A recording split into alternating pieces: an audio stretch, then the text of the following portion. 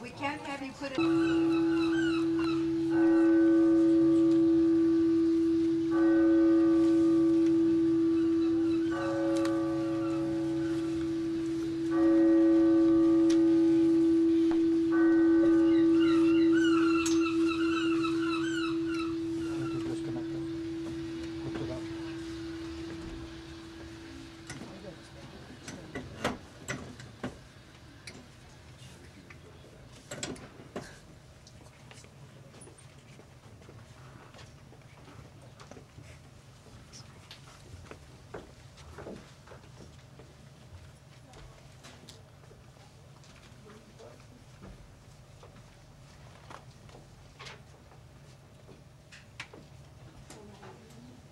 July 6, 1942. A few days ago, Father began to talk about going into hiding. He said it would be very hard for us to live cut off from the rest of the world. He sounded so serious, I felt scared. Don't worry, Annika. Just enjoy your carefree life while you can. Carefree? I was born in Frankfurt on June 12, 1929. Because we're Jewish, my father emigrated to Holland in 1933. But Hitler invaded Holland on May 10, 1940. 5 days later, the Dutch surrendered, the Germans arrived, and the trouble started for the Jews. Father was forced to give up his business, manufacturing products used to make jam. We couldn't use streetcars, couldn't go to the theater or movies anymore, couldn't be out on the street after 8 p.m., couldn't even sit in our own garden. We had to turn in our bicycles. No beaches, no swimming pools, no library. We couldn't even walk on the sunny side of the street.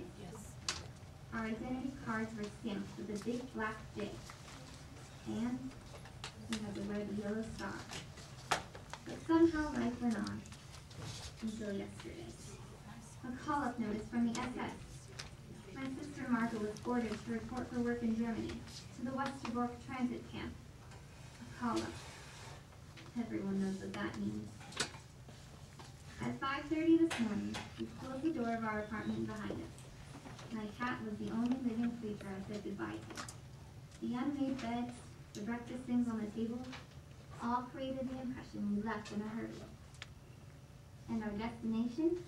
We walked 2.5 miles in the pouring rain all the way to 263 Prison Drive, Father's office building. Our hiding place, the secret annex, is right behind it upstairs.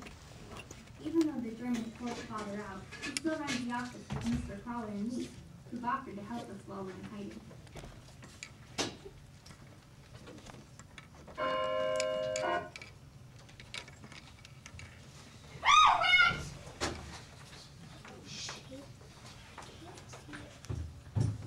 Mr. Frank! Thank God you arrived safely. Me. Me, Anne! Mrs. Frank, Margot, oh, you must be exhausted. If only we'd known. We would have had it all ready for you. You've done too much already, me. Besides, it's good for us to keep busy. As you see, Anne's my little helper. I see that. Oh, Peter, come in. Oh, welcome, Peter. Peter Van Dam, children. Welcome to the annex. Peter, this is Anne, Margot, and my wife, Mrs. Frank. Mrs. Frank, forgive me, Peter, I'm not quite myself, but I'm glad that you'll be with us. A cat! She has a cat! Gray one? We also have a cat, too. We had to leave her behind. But I know our neighbors will take great care of her until we get back. It'll be wonderful having a cat around here. Won't it, Pim? Won't it be fantastic? Anne, don't get so excited. Peter doesn't know you yet. He'll get to know me soon enough. It's going to be so much fun having people around here. Won't it, Margot? Yes. Like going on vacation in some strange pension or something. Romantic and dangerous at the same time. What is it, Peter? My parents, they're right behind me, only a block away. They'll be here. You don't think that they No. got... Oh, No. don't worry, Peter. They're just like me. Mother's always jumping over every little thing. What's his name? Mushi? Oh, Lucy. Lucy, I love cats. Where'd you go to school? There was a technical school set up at someone's house once where We had forbidden... switched from the Montessori to the Jewish Lyceum. I know, I saw you there. You did?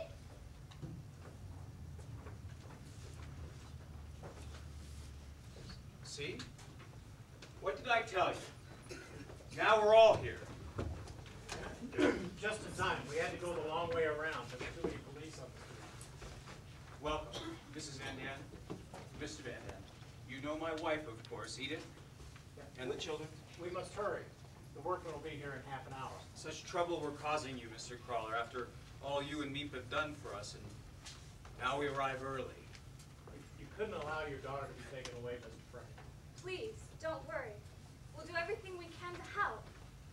Now I must run and go get your ration books. Wait, if they see our names on ration books, won't they know we're here? Trust me, your names will not be on them. If you give me a list, every day I'll try to get what you want. And every Saturday I can bring 5 library books. 5! I know what my 5 are going to be. And remember there are 7 of us. I know, Mother. The ration books are illegal then? We've never done anything illegal before. Oh, well, we're not exactly living according to regulations up here. Listen, the Western Torrent.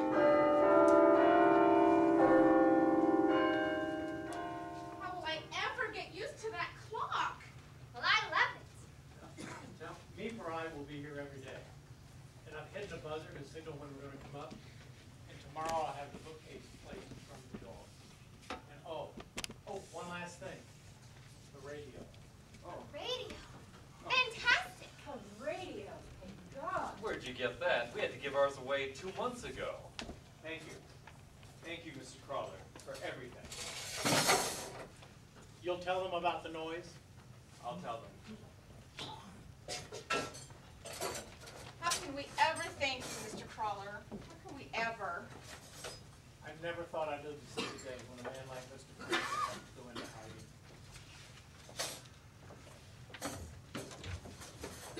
What a journey. You know, it's a miracle that we were discovered. Petronella, walking down the middle of Main Street in a big fur coat, carrying a hat box, in the middle of summer. What do you need another hat for? It's not another hat.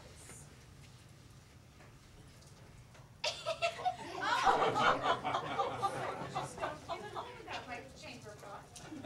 Now, everyone, a few things, quickly. We have to get organized before 8. Anne, sit down, please. First, about the noise. While the workmen are in the building between 8 and 6, we have to keep completely quiet. So, no shoes. And move when only absolutely necessary. We can't run any water. We can't flush the toilet in the WC. The pipes go down through the warehouse, and every sound could be heard. Only one toilet for all of us. Yes. And no trash can ever be thrown out, not even a potato peel. We'll burn everything in the stove at night. We can't go outside. We can't look out a window. No coughing. No fevers. If possible, we can never call a doctor. This is the way we must live until it's over.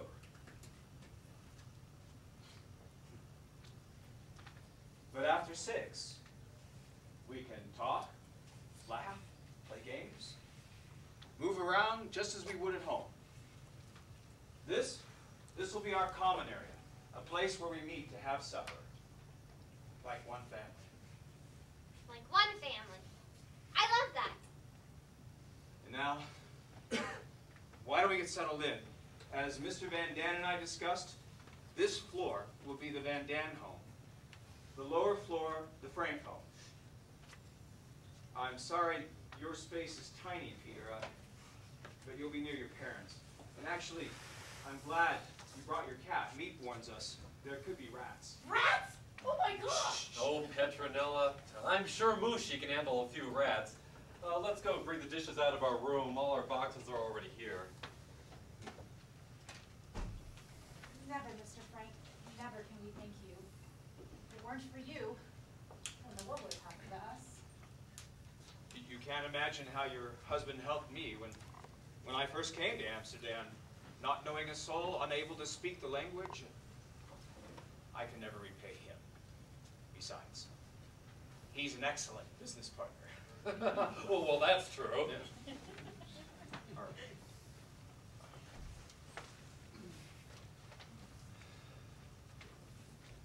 God, it's hot! Well, if you take that jacket off for 5 minutes, he'd be like, oh.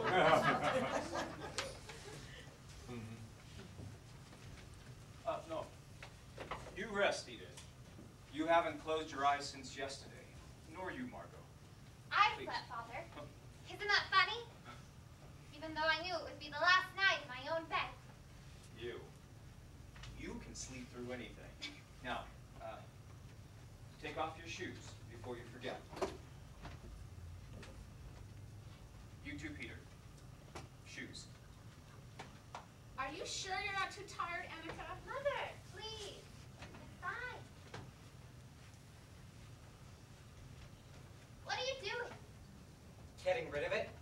You can't get rid of it. They'll arrest you if you go out without your star. Who's going out?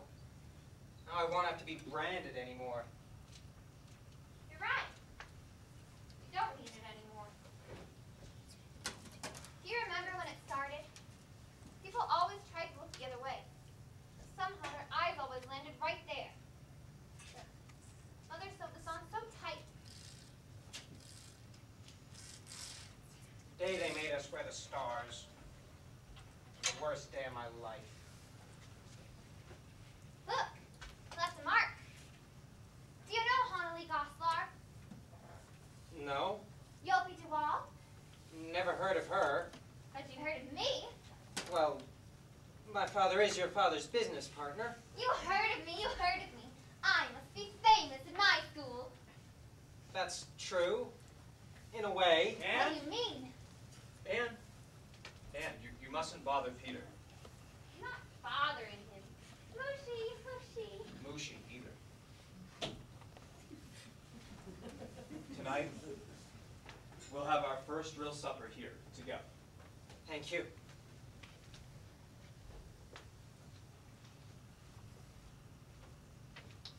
He's awfully shy. You'll like him. I know.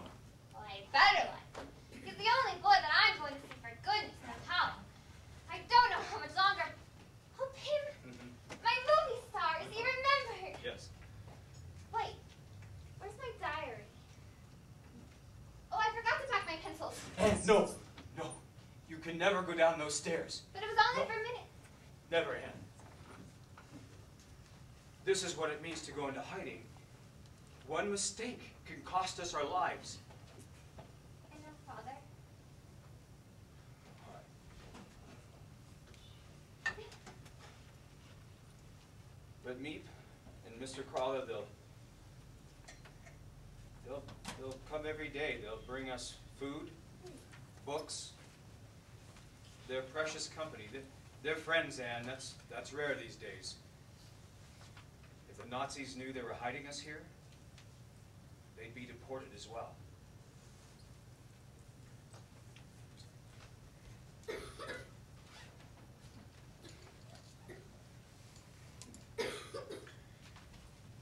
Your fountain pen. Your fountain pen, now. Oh, Pim. Pim, what a darling you are.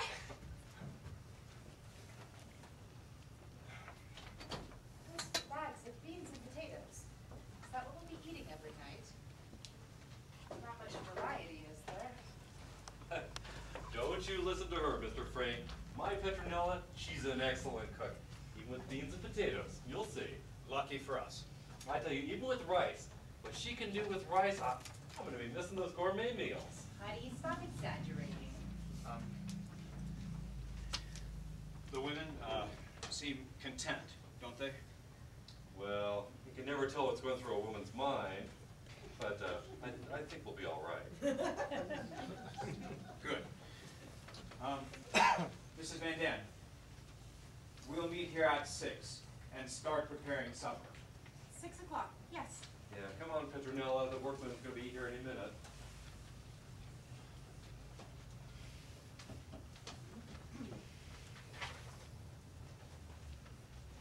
Maybe it was a mistake, all of us going into hiding together. They say that when families go into hiding, they should separate. That way, if we're caught, then at least the children. No. The children would never have understood if we'd separated them. Besides, they couldn't have survived it no more than we have.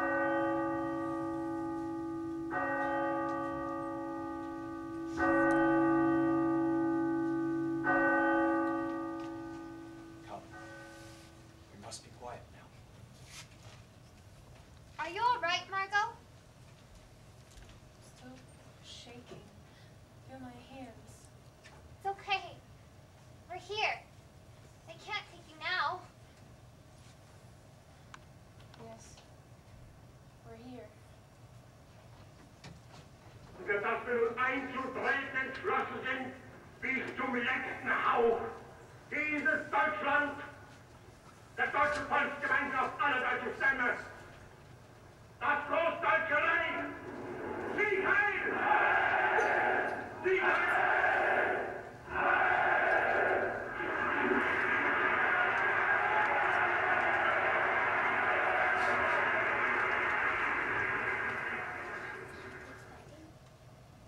It's the silence that frightens me the most. Every time I hear a creak in the house, a step on the street, I'm sure that they're coming for us. I wander from room to room, feeling like a songbird whose wings have been ripped off and keeps hurling itself against the bars of its cage. Let me out, where there's a fresh air and laughter. But then, I remember the Jews who are not in hiding. And I know we live in a paradise. Who would have dreamed Quicksilver Ann would have to sit still for hours? And what's more, could.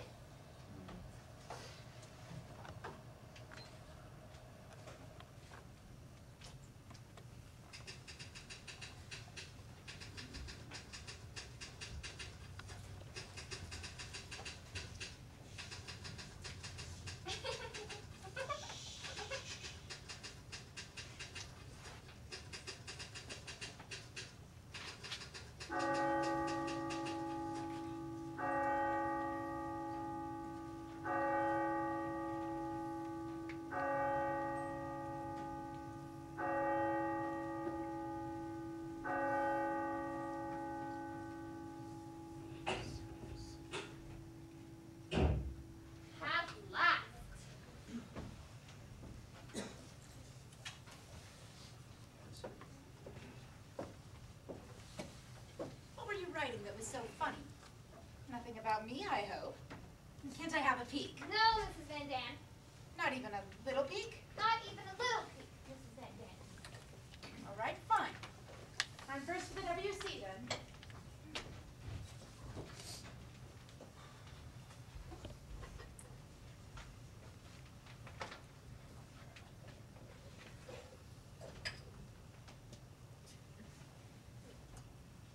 Has anyone seen my shoes? Shoes? You took them, didn't you? I don't know what you're talking about. You're gonna be sorry. Oh, am I? Definitely. And! Oh, you won't get them away from me. I bet you didn't think I was this strong, did you? And you're doing really good now, aren't you? Here. Come on, Peter. Dance with me. I don't know how. Well, I'll teach you. I don't want any lessons. Please? I have to give Mushi his supper. Can I watch?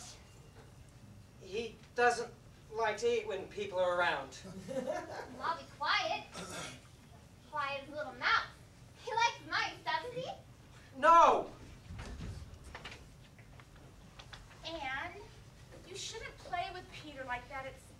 dignified. I don't want to be dignified. You complain that I don't treat you like a grown-up, but when I do, you resent it. All I want to do is have a little bit of fun. What's the matter with that boy? He's not used to girls, especially a girl like our Annika. Give him time. How much time does he need?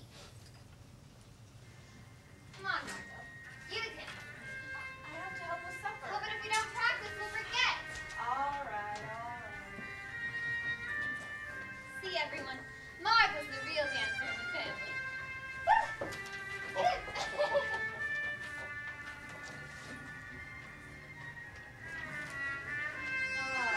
Dancing.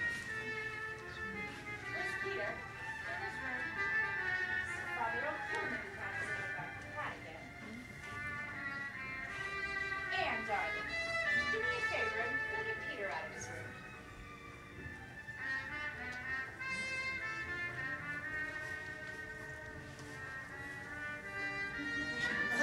Oh, Peter, What is it? your mother wants to come out. You know what your father says. I'll feed Lucy.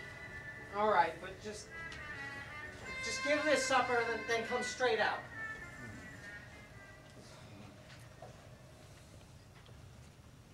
Is that any way to talk to your little girlfriend? Mother, please. Look, he's blushing. You're crazy. She's only 13. So, you're 16. Your father's older than I am. I tell you, Mr. Frank, if this war lasts much longer, we're liable to be related.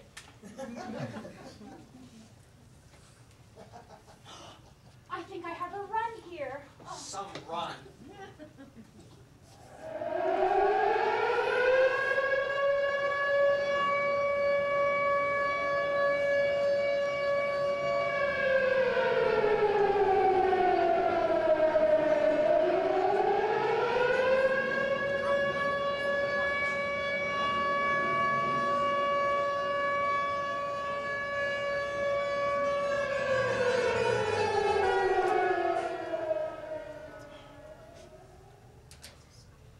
God, I hate them. Good evening, everyone. I wish I could stay for supper, but I'm so shy that I can barely get a All word out. right. All right. I heard about you. How you talk so much in class. Mr. Keesing called you Miss Quack Quack and made you write the composition. Quack, quack, quack, says Miss Quack Quack. Well, go on. Tell them the rest. How it was so good that he read it out loud to the class and to all his other classes. You're always joking around. Not always joking. Always making fun of, mocking people. Quack, quack, quack. I don't always. You're the most infuriating boy I've ever met. That's right, Anne. You give it to him. Of all the boys in the world, I had to get locked Quack, up. quack, quack. From now on, stay out of my room. Anne! Excellent in history, Anne. Latin, as well as Latin. Has meat been by yet? The workman only left a little while ago. What's for dinner? Beans. Yeah? I know about you. I saw you in there with that cat. He just went in for a second. He's been out here all afternoon working on his French. Really? Well, how did I do in algebra? I think we both better give up on algebra. How did I do? How do you always do? Brilliant. You could have used the subjunctive here, Where? right here. Mrs. Van Dan. May I try on your coat? Anne! Of course you may. My father gave me this coat the year before he died. He always bought the best money could buy. Did you have a lot of boyfriends before you were married? Anne, it's not courteous to ask personal questions. Well, why not? I had strong admirers who couldn't keep their eyes off of me. I can imagine. Our house was always swarming with boys. I remember the summer I was 16. Oh God, here we go again. Who's talking to you? We had a big house in Bremerhaven. Those boys came buzzing like bees around a honey pot. My father was very worried with all those boys buzzing around. He'd say, if any of them gets fresh with you, you tell them, remember, Mr. So-and-so, remember, I'm a lady. Remember, Mr. So-and-so, remember, I'm a lady. Very good, Anne. All right, that's enough.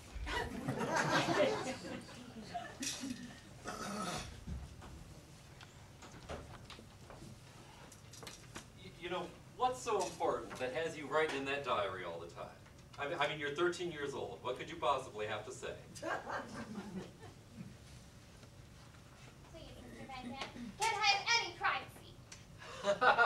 Petronella, could you please tell me what could possibly be so private?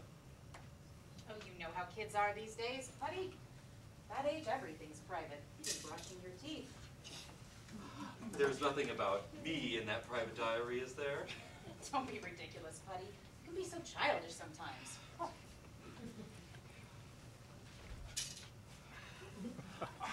Still not finished with your French? You know, you ought to be ashamed. I know. I'm a hopeless case. You are not hopeless. He is not hopeless. He just doesn't have anyone to help him. Like the girls do. Very good, Mr. Frank. I'm sure his father... Oh, no. He doesn't listen to me. What do you say, Peter? Oh, Mr. Frank, you're an angel. I don't know why I didn't meet you before I met that one over there. Come. Peter, show me what chapter you're on. You listen to Mr. Frank, Peter. Mr. Frank is a highly educated man. Shall we? You know, it's difficult enough in here without you sprawling all over the place. If you didn't smoke so much, Patty, you wouldn't be so irritable all the time. Am I smoking? Do you see me smoking? Don't tell me you used up all those cigarettes. One pack? Meep only brought one pack. You're smoking up all our money. Oh, you shut up. And what are you looking at? Well, I never saw grown-ups quarrel before. I thought only children quarreled, and it wore off when you grew up. This is just a discussion. This isn't a quarrel. And I've never seen kids so rude. Rude! How can you call me rude? Anne, could you bring me my knitting? I must remember to ask Meep to bring me more wool. And I have a library book for her to return, and I need some hairpins and soap. Oh, me. Bring me some starch, some tea, some biscuits, a movie star magazine. Tell us all the latest news. Meep. That's all I ever hear. It's a wonder she has a life of her own. Did you know she's engaged to a man named Jan? She's crazy about him. She's terrified that the Nazis will send him off to Germany to work in a war camp. That's what they're doing with all the young Dutchmen these days. They're just picking them up on the streets and taking them away. Could you please stay quiet for 5 minutes? Anne, come have your milk. I mean, talk, chatter. You know, it's a wonder we haven't been discovered and shot. Why do you have to show off all the time? Why can't you be more like your sister? Be more like Margot. Be a good girl. Not me. I'm going to be remarkable.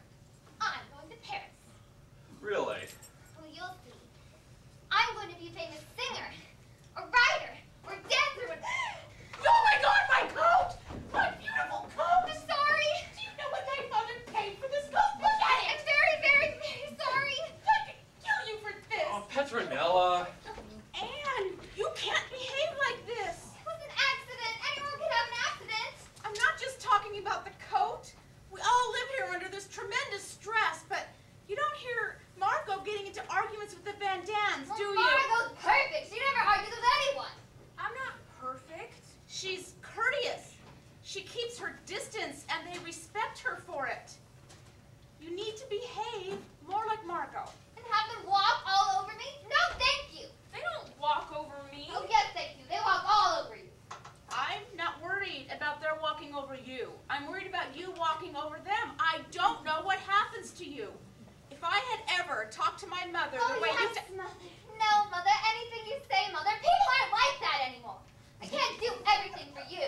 Margot doesn't do everything. Margot. That's all I ever hear. Everything she does is right, and everything I do is wrong. If I talk, I'm stupid. I'm selfish if I eat too much. I'm horrible, cowardly, complete disappointment. I'll never live up to your expectations. I'll never be Margot. Anne, stop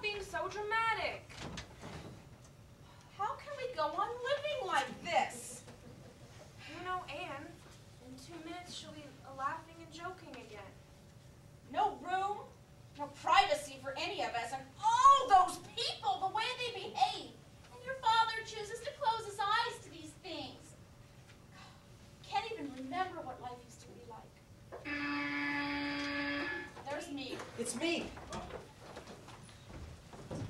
Me, oh, darling, me. Oh, Meepchin. Does everyone have their list? I got mine. I have mine. Now you get your library book, darling. Oh, me. Smell like the wind. What's it like outside? I tell you, when Meep comes, the sun begins to shine. What did you do today? Who did you see? Did anyone interesting come into the office? Would you like to stay for supper? No, thank you. There's something I need to discuss with you. Something that needs to be decided immediately. What? What is it, Mr. Caller? Every time we come, we try to bring you a bit of good news. But up here, you just can't know how bad it's getting on the outside. There's a dentist, Alfred Dussel. He's Jewish, and he's been living with a Christian woman, but today he asked me if I knew of a safe address. I told him I'd let him know.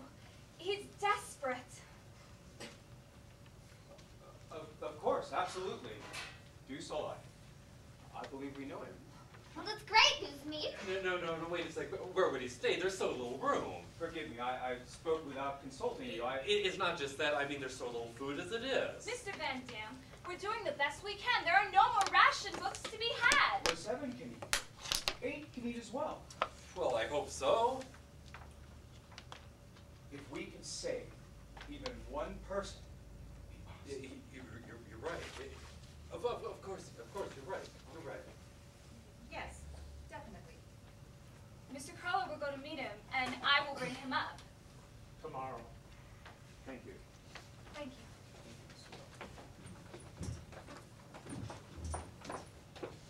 It's fine to have him. Where are we going to put him? He can have my bed. I'll sleep on the floor. That's very kind of you, Peter, but there's hardly enough room in there for you. Oh, I know. I'll move in with you and Mother, and Mr. Dussel can have my bed. No, no, no. Margot will move in with us, and Mr. Dussel can have her bed. But why? Why can't I move in? Because it wouldn't be proper for Margot to, and don't argue. Well, it's settled. As far as I'm concerned, Mother can go jump in the lake. I don't know why I've taken such a terrible dislike to her, but I can imagine her dying someday. Whereas Papa's death seems inconceivable to me. It's very mean of me, I know, but that's how I feel. I hope Mother will never read this, or anything else I've written. She's not a mother to me. I have to mother myself. Who can I turn to? Only my diary. I have to become a good person on my own. But I know it will make me stronger in the end. 3.5 months in the annex, and we're eagerly awaiting our latest edition. What will he be like? Meep says he's quiet, refined, and by all accounts, an excellent dentist. He's meeting Mr. Crawler at 11 o'clock sharp at a certain place in front of the post office. It's all very exciting and totally nerve-wracking. What if they get caught? Those last hours are the most dangerous for a Jew who goes into hiding.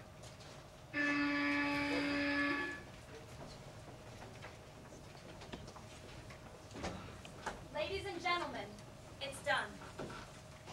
Everything went smoothly. Mr. Dussel was at the appointed place at the appointed time. He had to wear Jan's coat over his office jacket so that no one would see the yellow star. He was amazed to be brought to the center of Amsterdam rather than into the country, where so many hiding places are. Of course, he had no idea. We were right upstairs, waiting for him. I'm dreaming. Mr. Frank? Otto Frank? I heard you were in Switzerland. A patient of mine told me you skipped to Basel, or Belgium, or someplace. Yeah, that's what they all think, including the Nazis, we hope. We tricked them. We're so glad you come, Mr. Dussel. We all are. How can I ever thank you? Well, not us. Meep and Mr. Crawler. Without them, we wouldn't be living. Aren't you scared, Meek? Sometimes. We're not heroes. You're much too modest, me. We just don't like the Nazis. Anything about them. Come, Mr. Dussel, sit down. You must be worn out. As a matter of fact, yes, I say we have a toast to our new guest, Mr. Dussel. Cognac. We were saving it in case of illness, but What better way to use it? To Mr. Dussel, we are honored to have you with us. Prost! Prost! Prosita, prosika, me, ne, hype.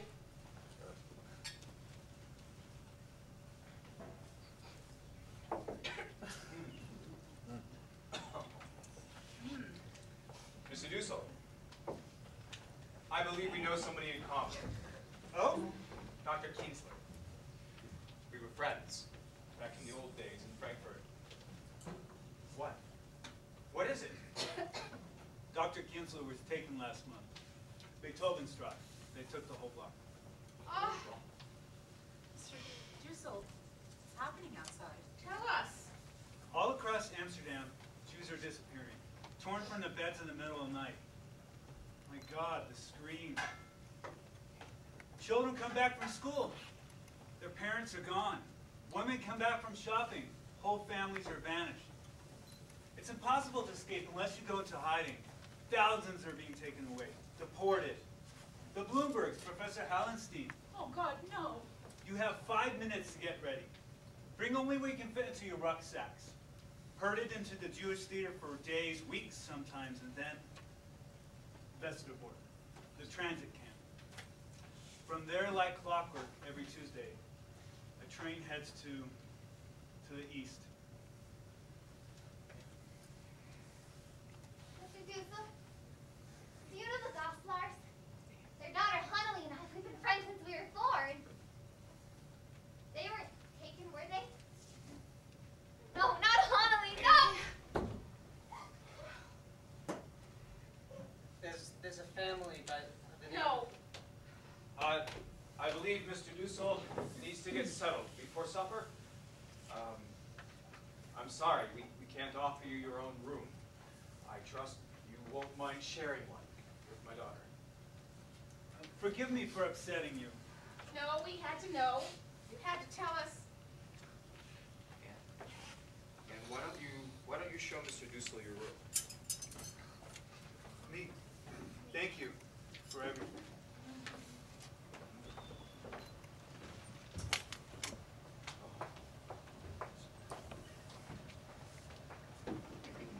All he said, so terrible, so different from what Mr. Crawler's been telling us.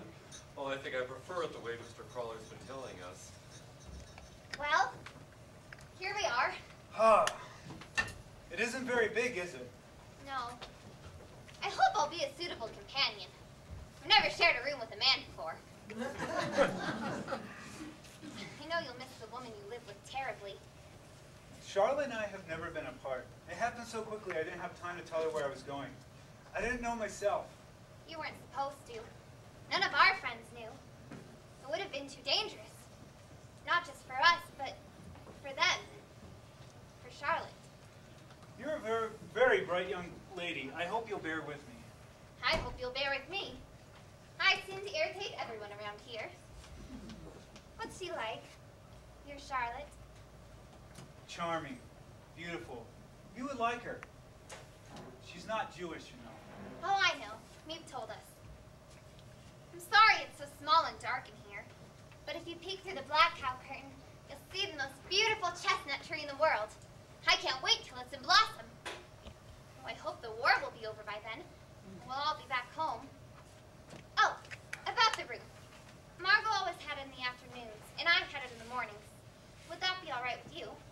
Actually, I'm not my best in the mornings. Then you take it in the mornings, and I'll have it in the afternoons. Did you bring your dentist equipment? Can I see it? I love those little mirror things. Will you fill out our cavities? It's very hard being a dentist. Children don't understand that. What do you mean? No one likes going to see us. Everyone's always making fun of us, but trust me, it's no fun for us. Everyone hates us. That's awful. By the way, when you're in here, where do I go? In there with those people? And Mushi. Mushi? Who's Mushi? Peter's cat. Cat? No one mentioned a cat. He hasn't here. Well, you'll love Mushy. He's the sweetest cat in the world. I hate cats. They're terrifying. Besides, they give me asthma. Don't worry. Peter keeps him in his room all the time. Let us hope so. By the way, Mr. Crawler spoke of a schedule. It's mostly about when we have to be quiet and when we can use a WC. You can use it now if you like. No, thank you. You don't know how important WC can be when you're in hiding, especially when you're scared. I understand. If you don't mind, I'd like to lie down before supper. It helps my digestion. You rest, Mr. Dussel. I'll try to make you feel at home.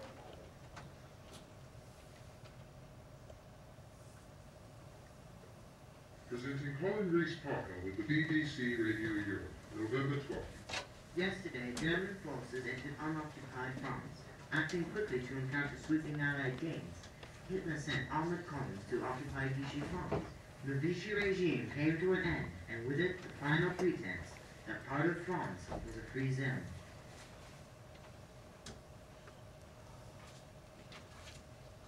I couldn't sleep tonight, even after Father tucked me in. I feel wicked sleeping in a warm bed when my friends are at the mercy of the cruelest monsters ever to walk the earth. And all because they're Jews. We assume most of them are murdered. The BBC says they're being gassed.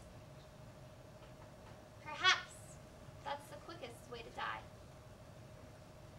No matter what I'm doing, I can't stop thinking about those who are gone. All we can do is wait for the war to end. The whole world is waiting. Many are waiting for death.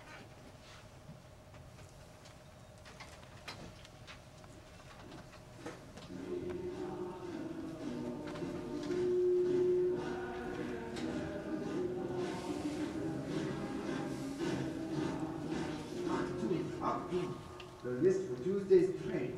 1,000 will leave Worcesterbrook tomorrow for labor service in the east. No exception. For God's sakes, be quiet! I won't get on the train! Shh! You'll get us all killed! It is a dream. You're here. You're safe. You were having a dream. These nightmares, Mrs. Frank, they're getting worse. I don't sleep anymore. I spent half the night shushing her. Anne. Oh, Anne.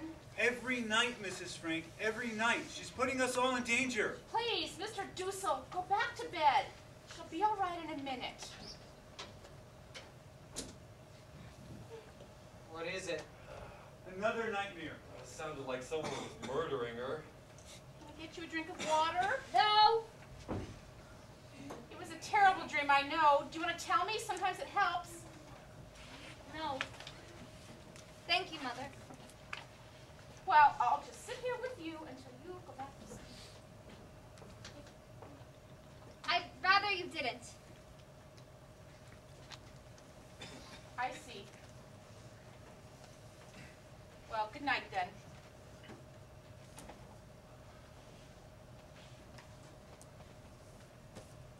Would you ask Father to come in? Please?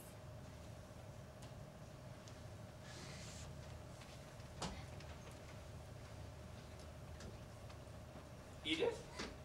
She wants you, Otto. She's still trembling. It's all right. You better go to her.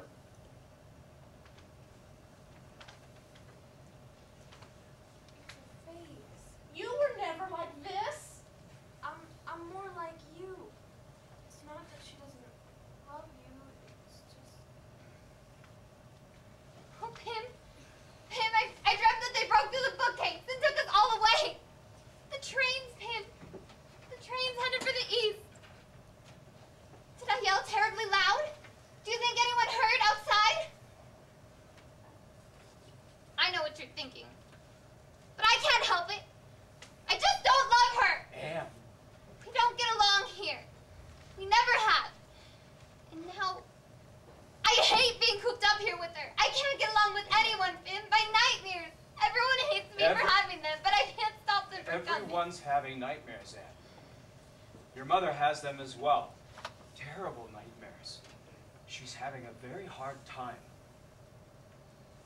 I know. I want to be better. I have a better, finer side. But it's as if I'm split in two. What's good? What's bad, Pim? I don't know. I want to be better. But not if it means cutting myself off. Hiding how I feel.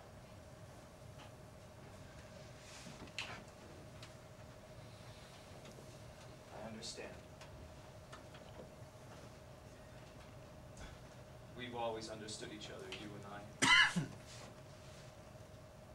You know, Annika, you taught me something the first day that we came here. I did? You remember when we arrived? Your mother and Margot, numb, couldn't speak, couldn't move. And I was a wreck with worry. But you skipped around the room, calling it an adventure. You showed me you could escape. Now, when I read my Charles Dickens, it takes me to another world. In that world, I feel safe. You have something as well. Your diary. You're lucky. Lucky? You can write.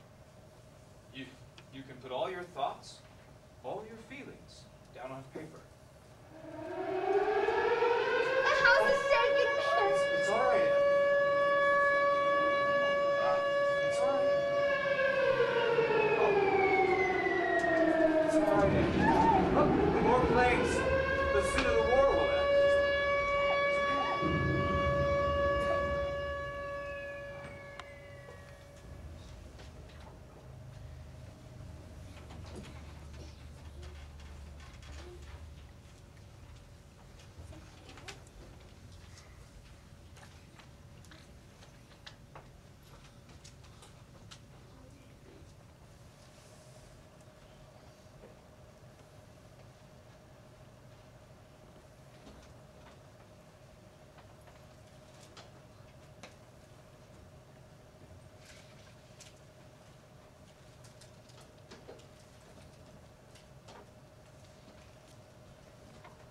Sim shalom tova araha, chayin boheset rachamim, ulenu v'kol Yisrael hameho.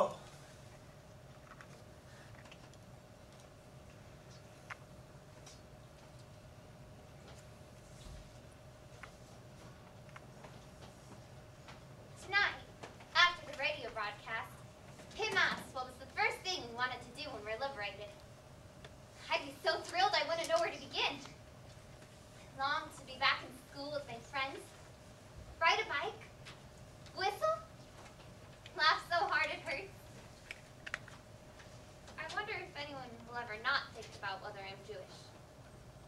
Just a young girl, badly in need of some good plain fun. Margot said, I want to go dancing. Learn the latest step and fly all over the room in a new pair of dancing shoes. The movies. Love to go see a movie. A Western. If they ever let us back in again. A real cup of coffee with cream and sugar. No, a whole potful.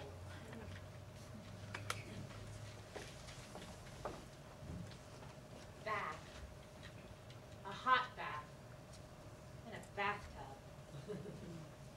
Lying there luxuriating for hours. And then Putty comes and sips my bath. Putty said, Cream cakes. First thing I'm going to do when I get out, I'm going to go to Burkhoff's for some cream cakes. Charlotte, just to look at her, listen to her, for hours.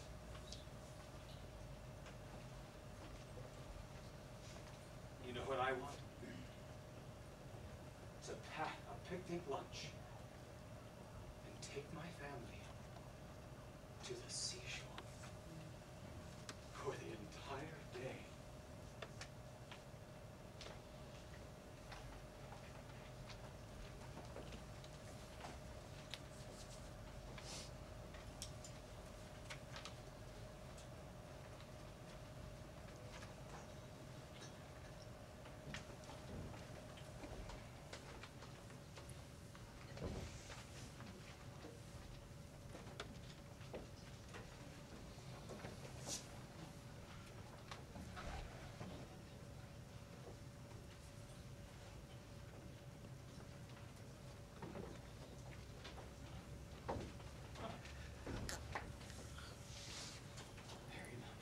What a beautiful menorah, Mr. Van Dam.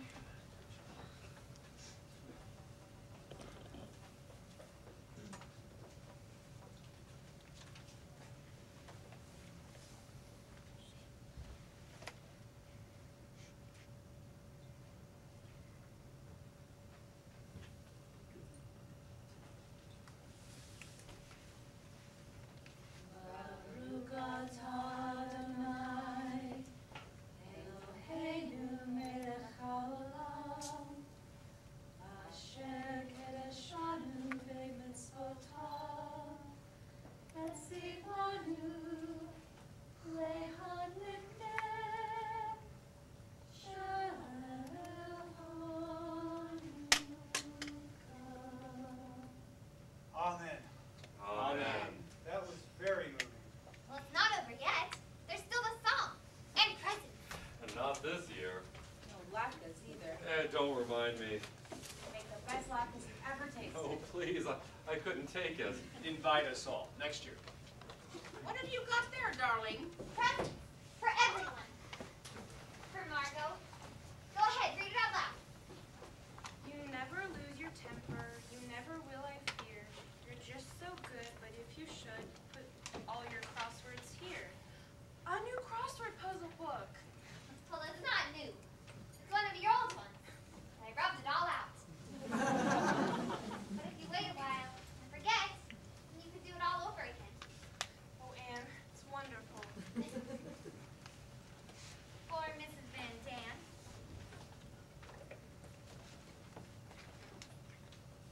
Beautiful. What is it? Shampoo. I took all the old bits of soap and mixed it with the last of my toilet water. Oh, how sweet. Thank you, Anne. This is all Anne's idea. For Mr. Van Dam. This is something you really want more than anything. Oh, thank you, Ann. Let's see what. A cigarette! Pin found some old tobacco in the pocket lining of his coat. And we made it. Well, Pin made it. But it's real tobacco, I promise. Well, we'll see about that.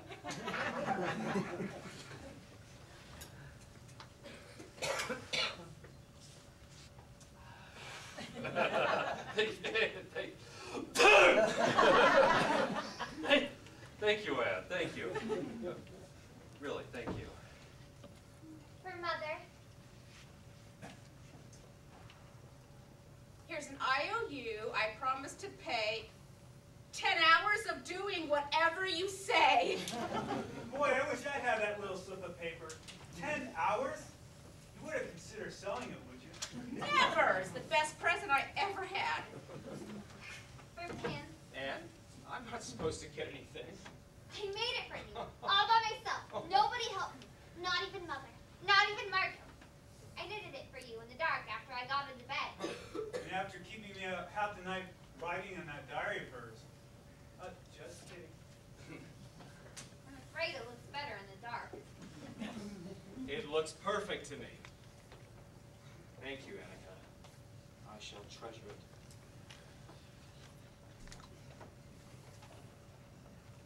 For Moochie.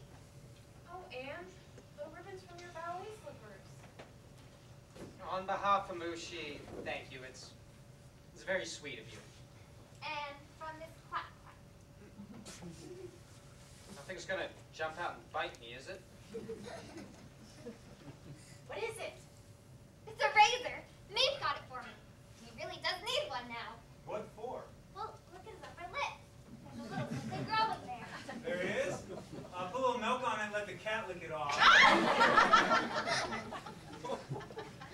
funny, don't you?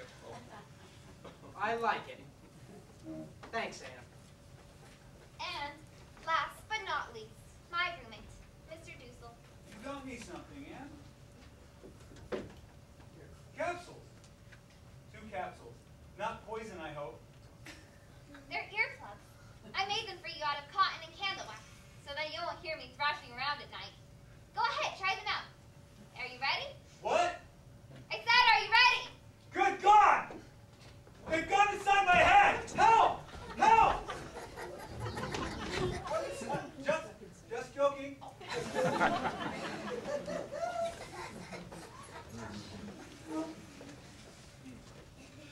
Thank you, Anne. Thank you. I love my present, Anne. I can't believe she did this. What? Darling of her. This is a real Hanukkah after all. One more thing. Just one thing. Who for? Show us. For your mother. For tonight. What is it?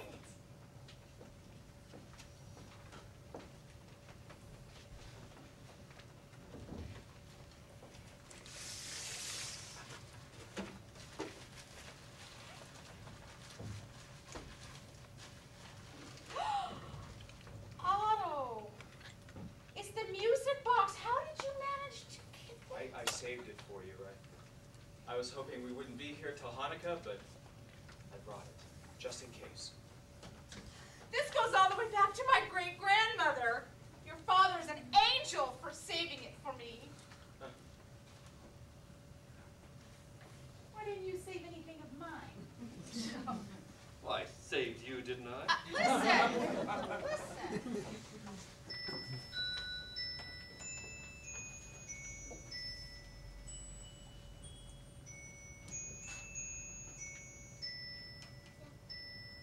Look, everyone. Mushi loves his present. Peter, you'll give me asthma! Are you crazy? Get that cat out of here. Cat? What cat? It doesn't have to be the cat.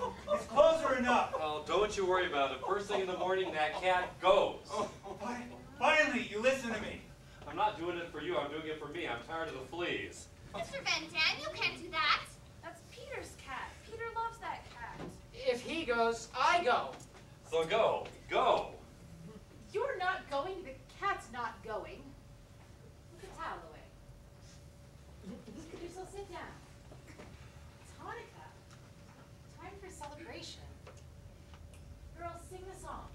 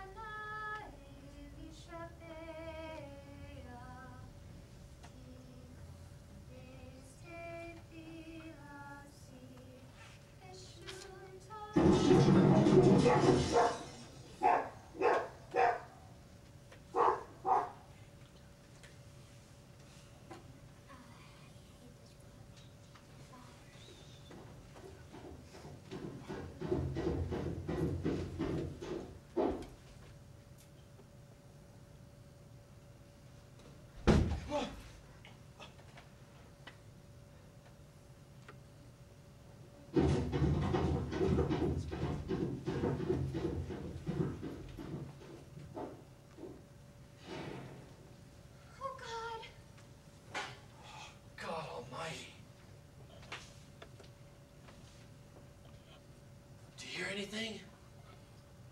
I think they've gone. The Gestapo. If it were the Gestapo, they'd be here already. Maybe it was a thief. We've got to do something. There's nothing we can do. I'm going down. No, Papa, maybe we can buy them off. Where's our money, honey? Oh, stay still. And wait until they drag us away. Do something. Would you stay still? Someone please go get Papa. I'll go. No, you sit down. Please go. No, quiet. Everyone, quiet. It was a thief. It's okay. It's all right. How do you know? He took the cash box. He ran off so fast he left the front door wide open. The noise must have scared him away. We're safe. The danger's past. Maybe, but we're in even greater danger now. Mr. Dussel, please. Now someone knows we're up here. Why are you pointing at him? I mean, that was an accident. It could have happened to any one of us. Are you saying you think a thief is going to go to the police and say I was robbing a place the other night and I heard this noise above my head? Is that what you think a thief is going to say? Yes, yes I do. Well, you're crazy. I think someday he'll get caught and make a bargain with the police.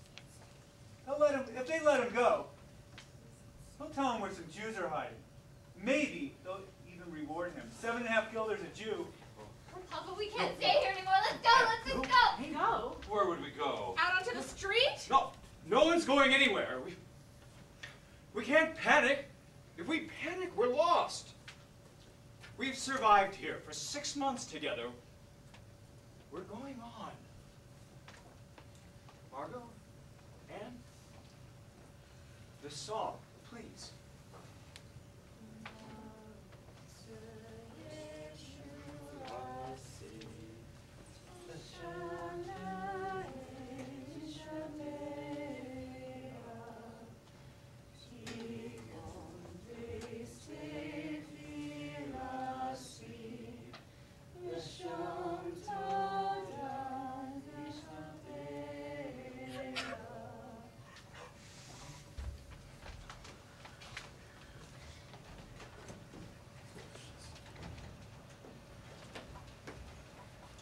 Sometimes I see myself alone in a dungeon, without father and mother.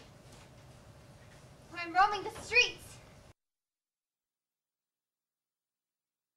We're all thinner, paler, and a lot hungrier. We're plagued by medical problems. Someone's always suffering from something. And although we can't call a doctor, our favorite dentist is never too far away.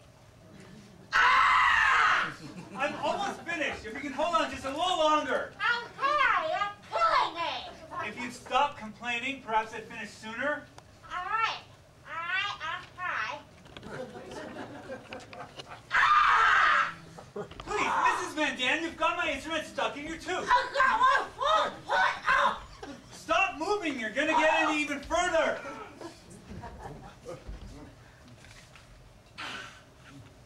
There, look! I got it. I'm lucky. I've been healthy. In fact, I've been growing. So much so that I can't fit into my shoes anymore. Not to speak of anything else. And there's something else. Peter. Whenever he looks at me with those eyes.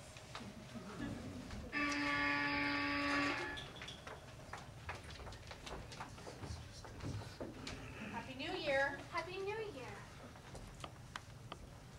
You really should have this day to yourself, but we of course love that you come. Oh, mate. You smell like the wind. I wonder if you take this letter for Charlotte for the New Year. Of course. Meet Jen. Feeling any better, Margot? A little. Well, this should make you feel even better. Oh, honey, look, the cake! The cake! Oh, I'll get the plates. Is it your special spice cake? Spice cake. Exactly. Your favorite. Oh, everyone's favorite. A spice cake? Meep, you must have used up your whole week's rations. Oh, sweet. And look, she wrote peace in 1944. Last year was peace in 1943. Well, it has to come sometime, doesn't it? Okay. Let us pray it will. Let's see, here's the knife, Petronella. If you would slice the cake first. Now let's see, how many pieces are we going to need? How many of us are there?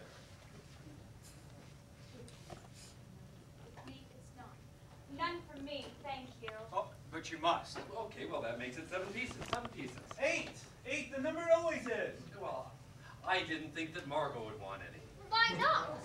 I don't think a piece of cake will harm her.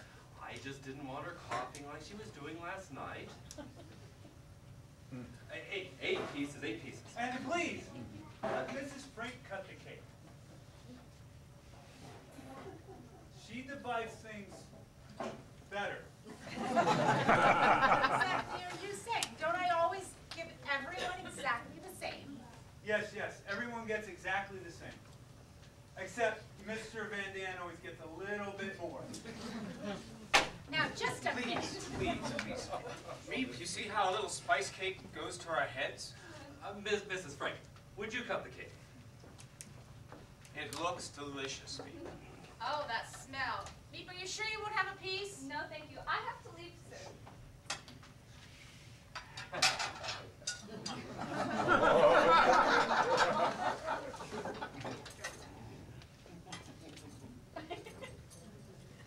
Oh, Meep Jin. Jan's a lucky man to have a woman who can bake like this. Oh, Jan! Tell us about Jan. Jan's taking me to a party. You'll have to remember everything so that you can tell us all about it tomorrow. Everyone you dance with? Jan, only with Jan. Oh, I seem to have forgotten something for someone. For me? What? What is it? Come on, I can't stand the suspense. Oh, my. Beep, where did you find them? You can't even get a slipper on the black market these days. Incredible. And look, they match.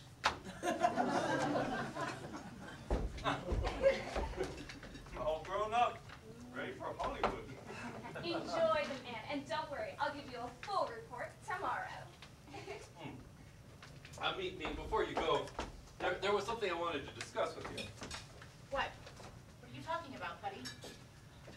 You know what I'm talking about? What is it? He wants to sell our fur coat. No, Putty. Don't do this to me.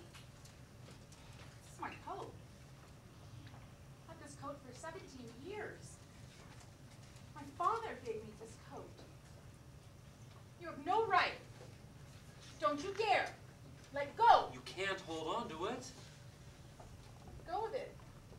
Please. You have to give it up. It's not right for you to have warm clothes when other people are in such desperate need. Besides, we're out of money. We've been out of money for months. I have to sell it.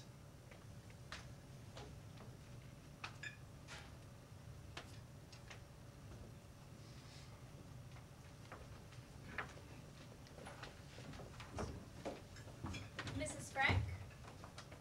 Me. I remember when a new year was something to look forward to. Mrs. Frank, you mustn't give up hope. Hope? There's no hope to be had. I know that. I knew it the night Hitler came to power, when that voice came screaming over the radio. I sat there paralyzed. And now in London, what is the Dutch Queen doing? What are any of them doing? They're not even mentioning the word Jew anymore, and every week the trains keep leaving. Why don't they bomb the tracks? I can't talk about this with the others, Meep. I understand, Mrs. Frank. They're all busy making plans, counting the days till the war is over. Well, I'm telling you what I believe. It is never going to be over. Sometimes I just want to give myself up and be done with it. Mrs. Frank, forgive me, but you must try to take things a little easier. They need you. The children need you. I'm ashamed to feel this way. I know you and Mr. Crawler have it just as hard. No, we don't. Well, thanks for listening to me.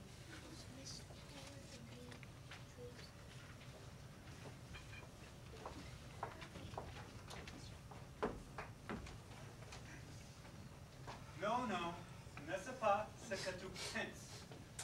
Pause, Mr. Dussel. From penser, to think. Ce que vous ne faites pas beaucoup.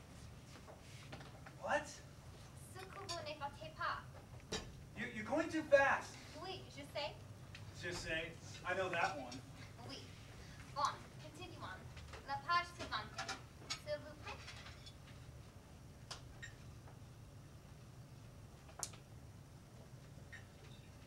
Just don't understand. We'd never have done anything like that to you. Never. That coat was 17 years old. I mean, those skins have definitely seen a better day. That's not the point, and you know it. I know we need the money. Why can't you get that through your head? Don't talk to her like that. Never understood anything. God, here we go again. That coat was the last thing. The whole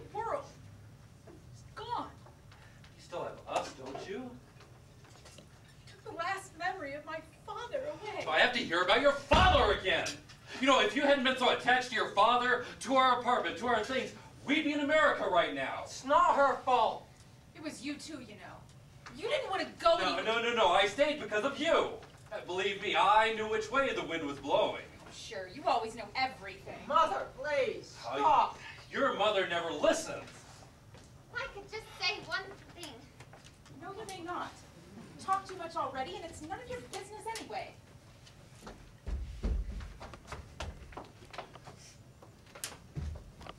You shouldn't have said that, Mother. What? You hurt her feelings.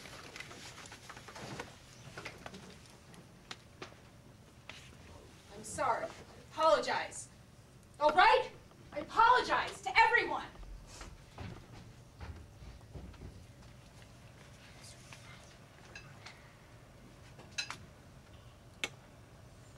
You left this. Thank you.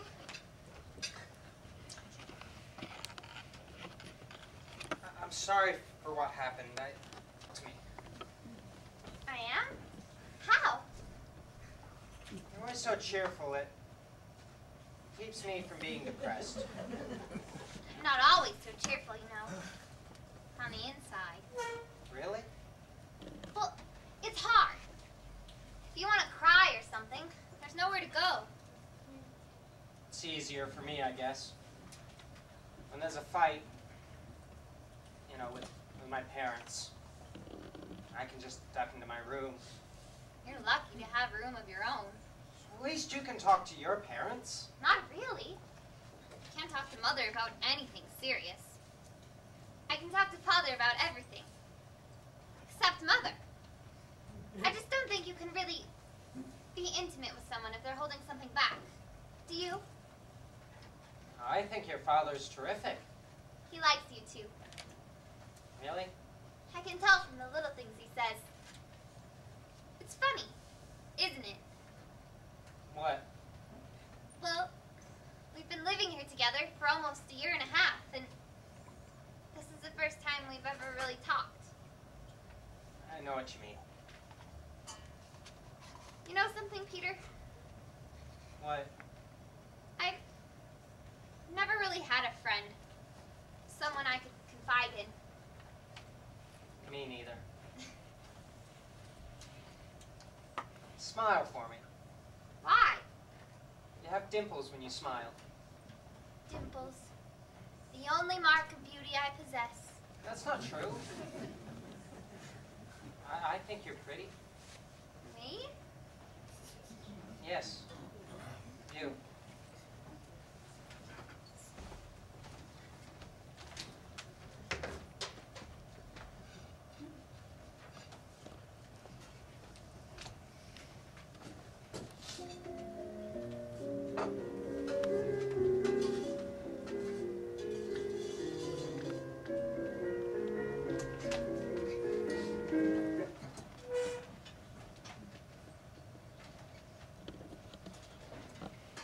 The sun is shining, the sky is deep blue.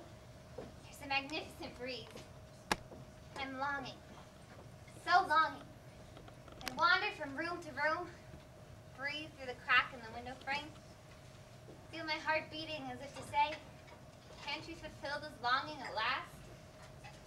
I feel it in my entire body and soul. I'm utterly confused. I don't know what to read, to write, to do. I only know. I'm longing.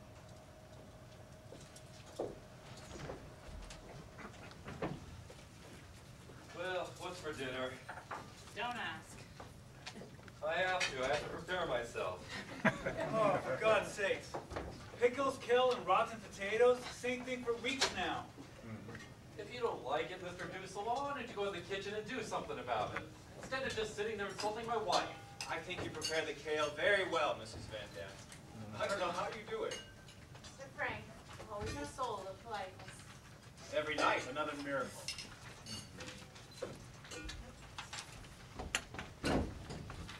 Careful there, Mr. Dussel. We don't want to clog up the pipes like last week. Margot, you've not been eating. I'm not hungry. Well, if she doesn't want it, Peter will have it. Come, Margot. Take a bite. No. I can't. I just can't. She eats like a bird. Look at her. Every day a smaller bird. Margot, I'm doing the best I can. I'm sorry, Mrs. Van Dam. Anne's eating. Peter's eating. How do you do it, Anne? Well, don't look at it and pretend it's delicious. Before I know it, it's all gone. Very wise, Annika. I eat because I'm hungry.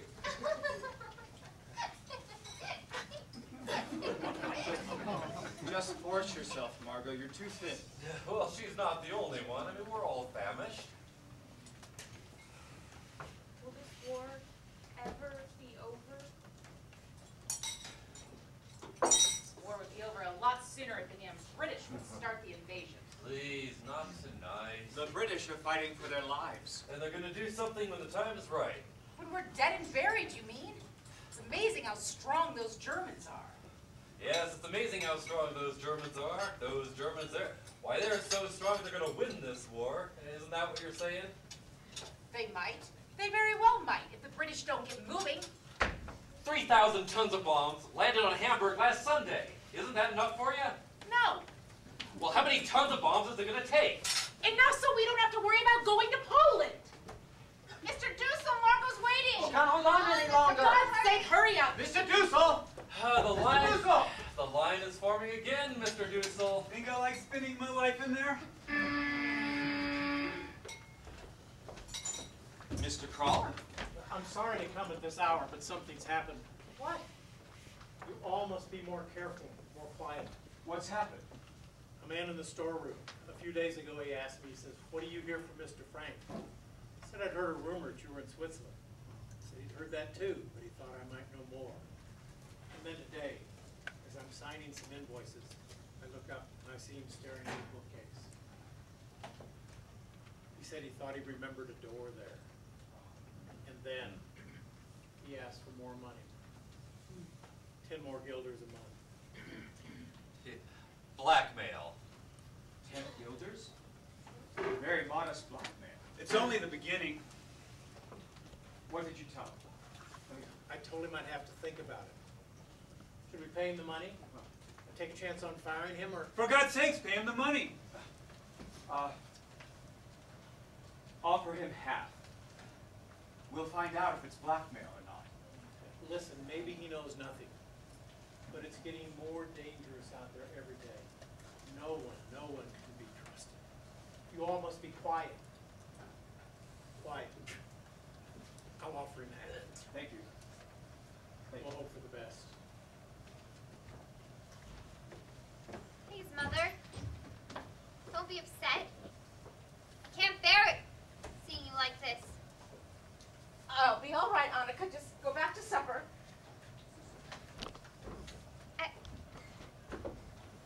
I'd rather stay here. With you.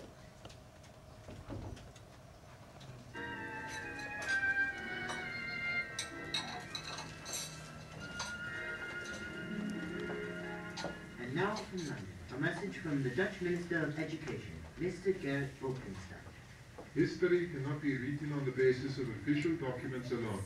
If our descendants are to understand what we as a nation have endured during these years, we need simple, everyday pieces. A diary, letters from a forced laborer in Germany. I can't believe it. Did he really say a diary? I'll start revising it tomorrow. Maybe one day I could even publish a novel. The Secret Ends, based on my diary. Unless you write yourself, you can't know how wonderful it is. When I write, I shake off all my cares. But I want to do more than that. I want to be useful and bring enjoyment to all people, even those I've never met. I want to go on living, even after my death.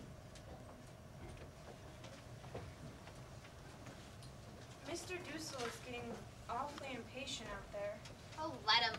I'm always waiting for him. Are you going to Peter's room again?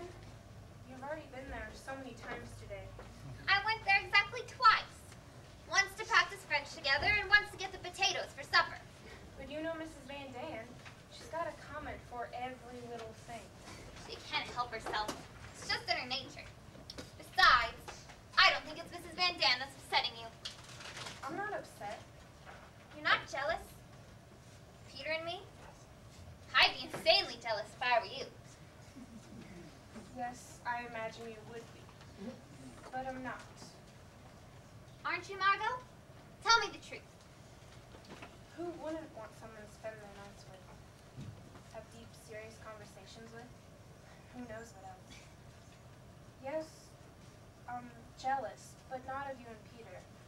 I just like someone of my own. You mean it, Margot? I'm glad you have someone.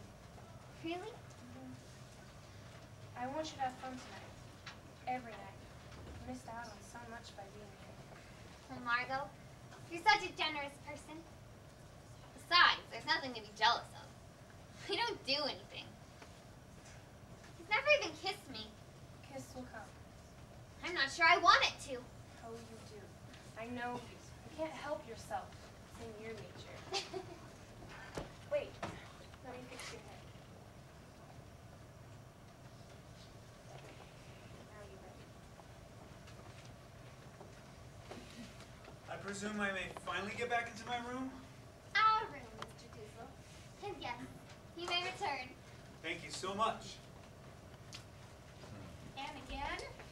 Again, and look at her. It's cold tonight. You better go bundle up. In my days, it was the boys who called on the girls. Young people like to feel that they have secrets. Besides, Peter's room is the only place they can talk. Talk. That's not what they called it in my day. I think there's a little romance blossoming in our little annex. If we're here much longer, we may even have ourselves a little annex wedding. I think I've heard enough of this silly chatter for the night. Back in here by 9. They are so old-fashioned. I guess they don't realize how much more advanced we are. You look nice. Thank you. I like the shoes. I've always liked the shoes. My father does everything just right. She likes you a lot. Love her. But I hate having to ask her for absolutely everything. Doesn't it make you miserable, Peter? Always being so dependent on people? I'm not miserable anymore. I mean, even bumping into you in the stairs sometimes, I feel... I feel the same. You've changed. I used to think you were a real pain in the neck. My life before seemed so unreal. I see myself then as an utterly superficial girl. Nothing to do with who I am now. I want to go back and serve the world. You sure know a lot about yourself, don't you? Must come from all the writing you do. I didn't write. What I think, what I feel, it suffocates me. I want to be a real writer one day. I know I can write. I'm my harshest critic. But who knows if I have any real talent or not. What do you want to do? I don't know. Maybe some job that doesn't require any brains. Ridiculous. No, it's true. I'm a complete idiot. Too hard on yourself. Didn't have much going on for me on the outside. Well, what, Peter? Don't you miss the outside? Sometimes I dream we're back in our old apartment. Then I wake up and wonder, why can't I go outside? Oh, look! You really can see the moon from here. Just like you said. How beautiful. Look at our attic. Moonlight shining in. Are you cold? No. Maybe. A little. Wasn't a big deal or anything. Well, tell me. It was my birthday. I was blindfolded. I don't even know who the girl was. Well, there's nothing wrong with kissing anyone, of course. I'm sure Margot would never kiss a man unless she were engaged to him. And I know Mother never touched a man before she met him. My girlfriends would say, Anne, how shocking. But who cares what they say anyway? Everything's different now. Here. You won't let them stop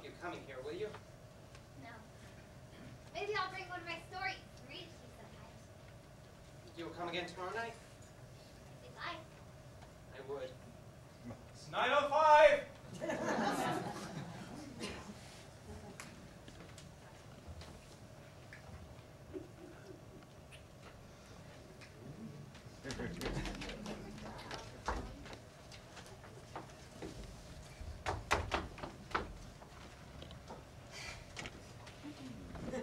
All Jews must be out of German-occupied countries before July 1st. The province of Utrecht will be cleansed of Jews between April 1st and May 1st. The provinces of North and South Holland, including Amsterdam, immediately thereafter. A faster pace evacuating the Jews will begin as we move them by train not once but twice a week, transporting 12,000 Jews a month. This is dirty work, but a mission of great historical importance, where not a single Jew remains in the Netherlands. People again will walk freely in the streets.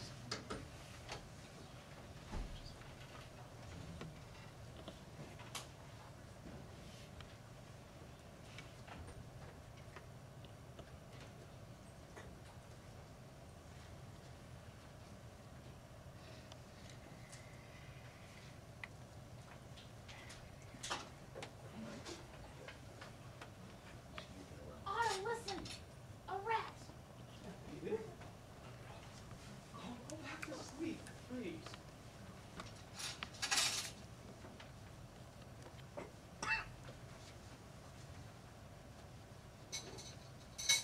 My God, I don't believe it! The bread! He's stealing the bread! Herman? For God's sake! What? What is it? What's going on? Your husband stealing the bread! That can't be. Patty, what are you doing? Never before. Never before. I don't believe you. If he steals once, he'll steal again. Every day I watch the children getting thinner, and here he is in the middle of the night stealing food that should go to them. Oh, God. Edith. Edith, please. Mama, it's only one piece of bread. Here. I want him to go. Go? Go where? Anywhere. You don't mean what you're saying. It'd be impossible for... Edith, you know how upset you've been these past couple weeks. It's not a... That has nothing to do with this. Hey, he couldn't help himself. It could happen to any one of us. It won't happen again. And then never, I promise. No, I can't take it with them here. They have to go. You mean you'd put us out on the street? There are other places. Meek will find you another place. Oh, and don't worry about the money. I'll find you the money. Mr. Frank, you said you'd never forget what my husband did for you. If my husband owed you any obligation, it's far paid for. For God's sakes, Edith, I've never seen you like this. What? Mother, please! You can't throw Peter out. He hasn't done anything. Peter can stay.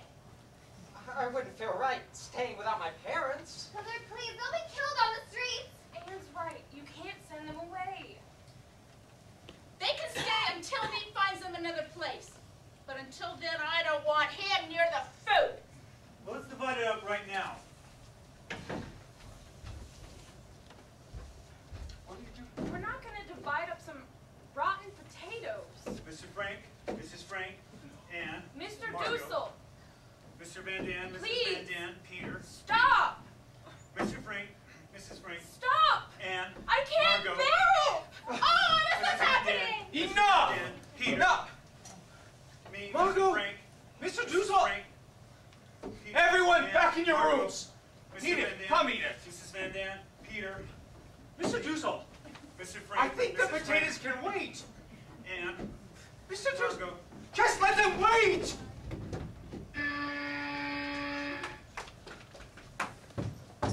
Me? At this hour? Everyone, the most wonderful, most incredible news. What? What is it? The invasion.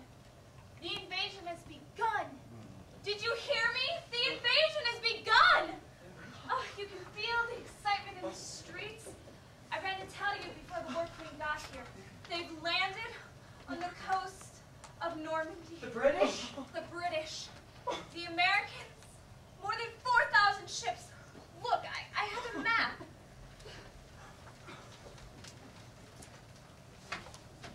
What did I...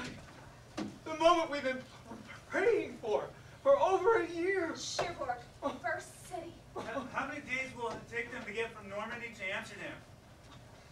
Cherbourg, Caen, Pont-l'Evêque, Paris, then Amsterdam. Edith, what did I tell Oh. you? Honey. Herman? Herman, don't you hear? We're going to be free. Soon. Listen. Landing was made this morning. That's General Eisenhower. By troops of the Allied Expeditionary Force. This landing is part of the concerted United Nations plan for the liberation of Europe, made in conjunction with our great Russian allies. I have this message for all of you. Although the initial assault may not have been made in your own country, the hour of your liberation is approaching. It's real. Home, Margot. Can you believe it? We could be going home. I don't even know what home would be like anymore. We've been away so long. Oh, I do. I can picture it perfectly. To see all our friends again. To be out in the sunshine. To walk along the canal. Everything, Margot. I can't imagine it. To have a real meal. Will anything taste the same? Look the same? I don't know if anything will ever be the same again. How can we go back? Really? You know what I decided? To be a nurse. For newborns. Go far, far away. How far? Maybe, I don't know, maybe to Palestine. Maybe you'll go back to school in October, September even. Wouldn't that be something, Annika? Oh, Margot.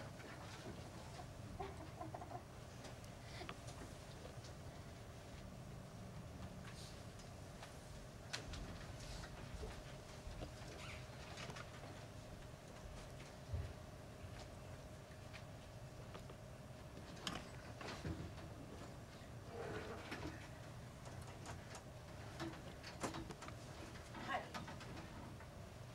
You know what I was just thinking about? Well, you won't believe me, but I was thinking about the first day we met. We were hanging out with the rest of the boys at Bremerhaven. Picked you out right away, you know. You were the one who made me laugh. And laugh. That afternoon, you took me out on the ferry. First you made me laugh. Then you kissed me. And kissed me. And the kisses were even better than the laughter. Remember? You gave me so many. The ferryman started watching. And then the ferry went off course. Then you made me laugh some more. When we got back, I had such a ravenous appetite. You made that little restaurant open up its doors and you ordered nearly everything on the menu. What an appetite, the waiter kept saying. That man can really eat. Honey, we'll go back on that ferry one day. I promise. Soon, I'll be making all your old favorites. Sauerbraten with red cabbage, latkes with cherished applesauce. We'll even go to Burkhoff's for some cream cakes. So in the meantime, honey, if you're hungry, just hold on to me. Honey, just hold on to me.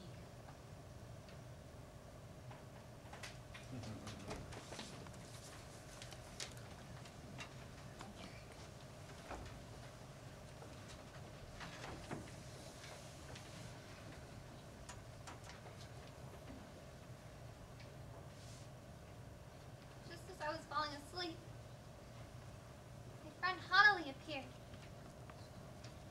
Dressed in rags, her face thin and worn. She looked at me with such sadness in her eyes. I could read the message in them. Oh, Anne, why have you deserted me? Help me. Help me! Rescue me from this hell! If only I could. Why have I been chosen to live? And you to die? Oh, Honolly. Honolly, if you ever return, I'll take you in. I'll share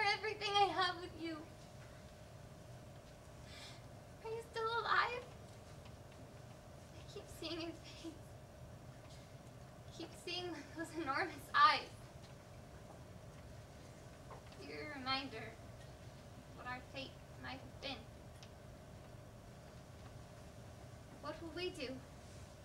If we're... No. I mustn't write that down. The question won't go away. Looms before me. In total, absolute horror.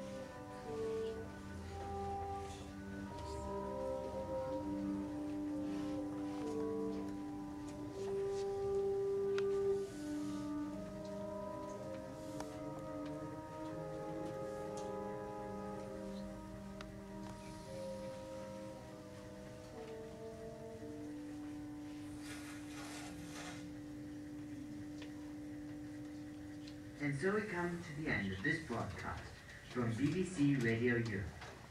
Till tomorrow, listeners, we all know, no matter how hard the times and how heavy the separation, we are once more a day closer to the liberation.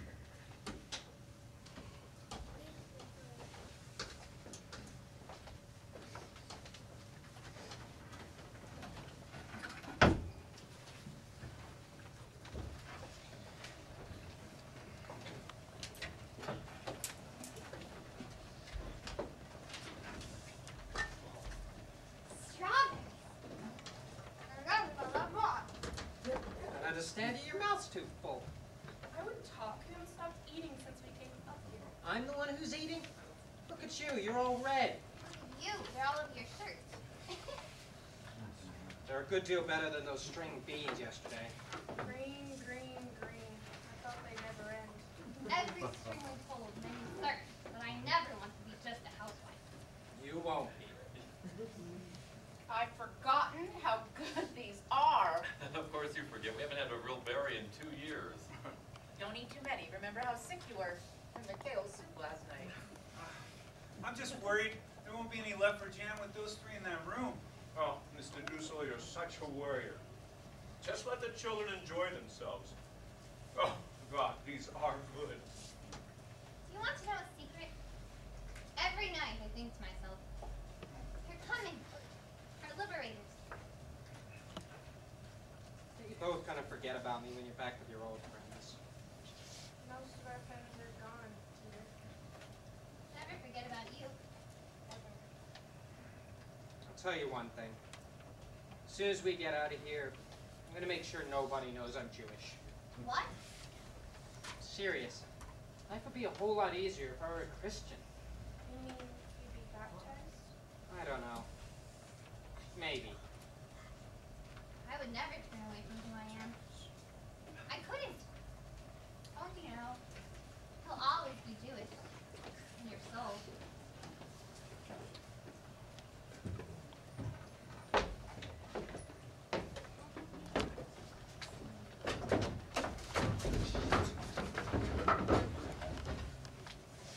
Never seen anything to stop you from talking before. Raus! Raus! It's a wonder I haven't abandoned all my ideals. They seem so absurd and impractical.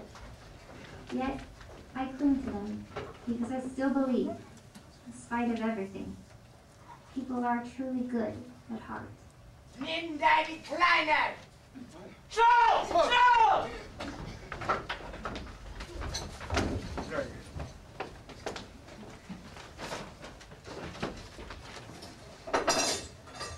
Wait!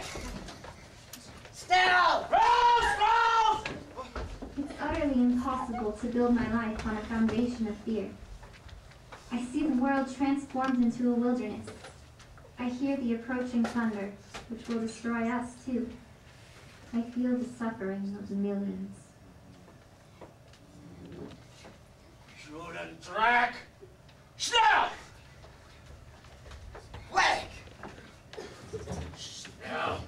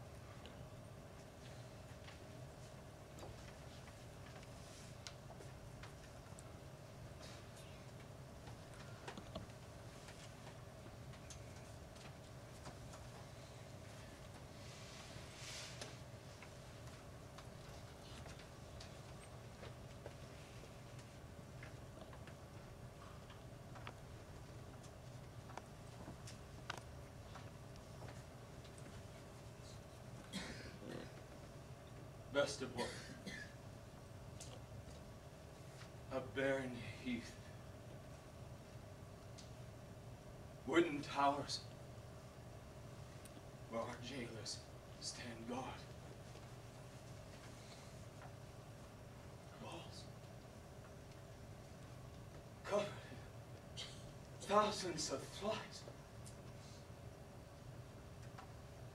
The 8 of us crammed into barracks 67. Betrayed. We never know by whom.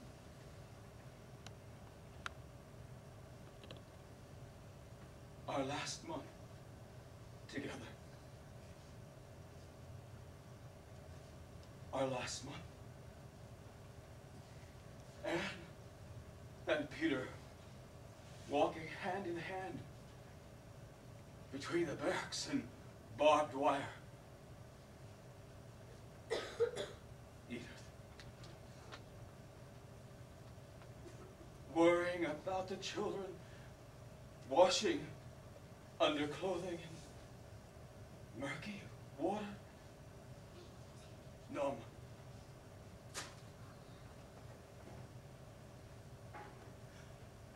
Margot,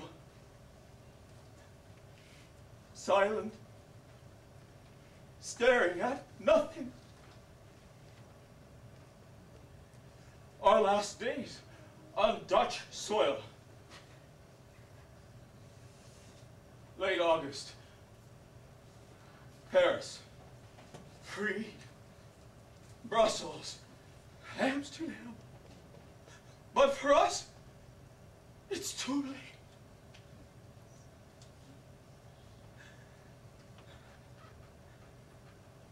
Tuesday, September 3rd, 1944.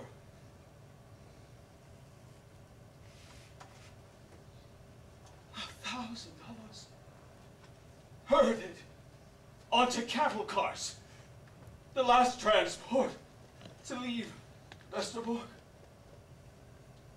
for the extermination camps.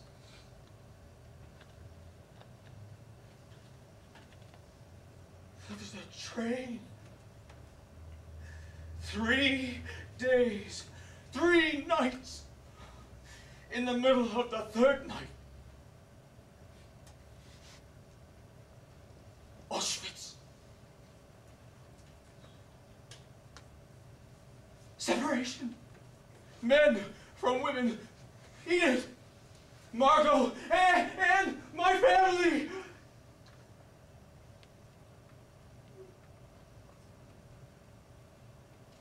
Never again.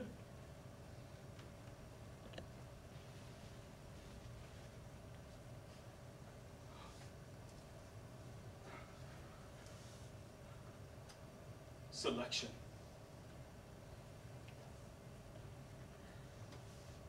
Half our transport killed in the gas chambers.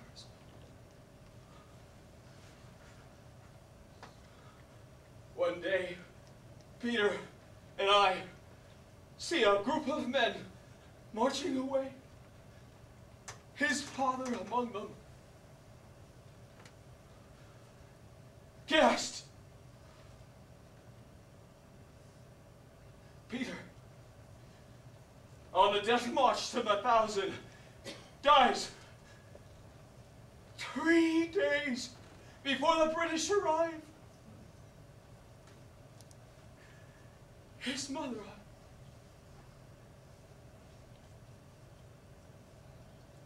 Auschwitz, Bergen-Belsen, Buchenwald, Theresienstadt, date of death. I know.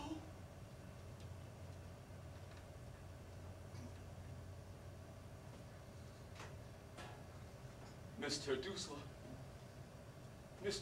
dies in Neuengamme.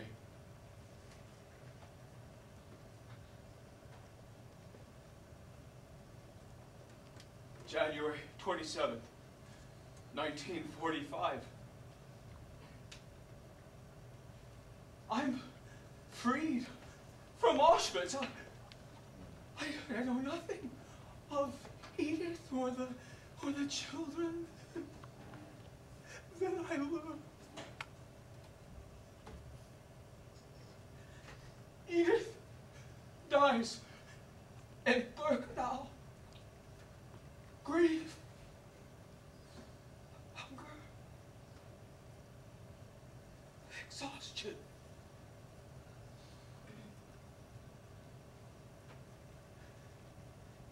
Winter, 1945.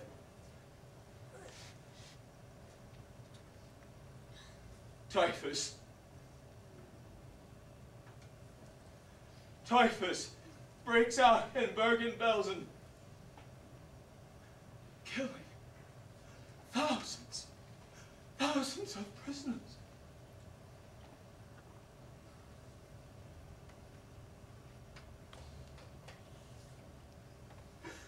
Margot,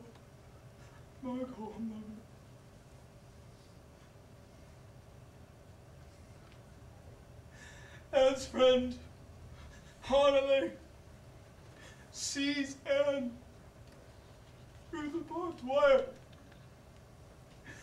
naked, head shaved, covered in lice. I don't have anyone anymore. She weeps.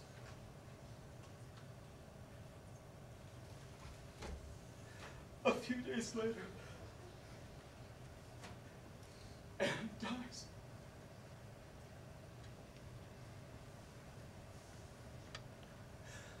My daughter's bodies dumped into mass graves days before their camp is liberated.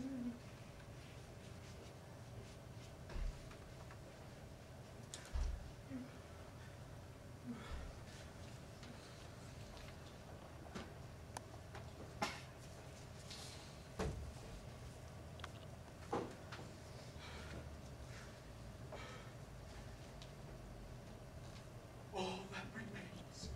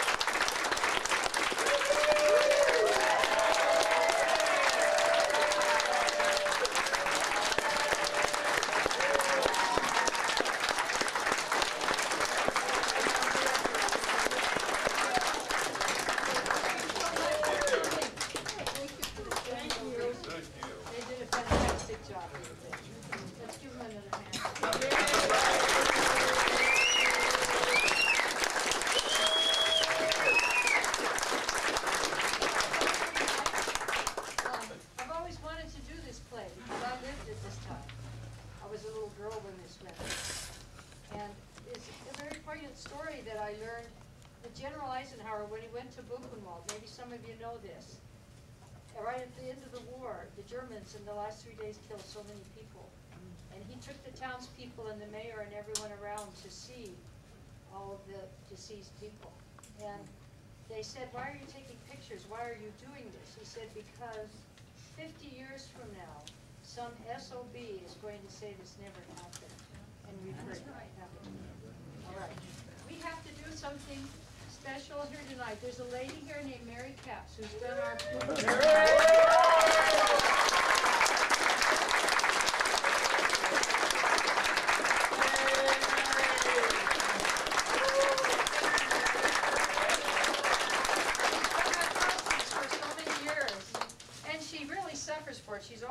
falling and cutting herself. But she does a fantastic job. And Barbara Badger, where are you? She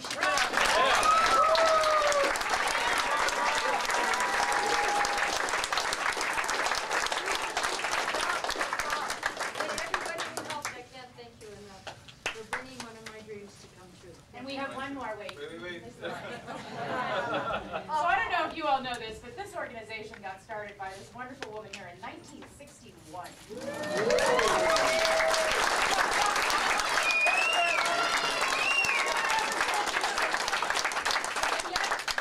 All of her decades of directing, we managed to actually create a first here. I asked her last night if for all her years, if she'd ever had a cast that had this many headstrong people on it. And she batted an eye. She said, no. So it's amazing she got us all to be quiet long enough to actually direct the show. Thank you so much, Laura.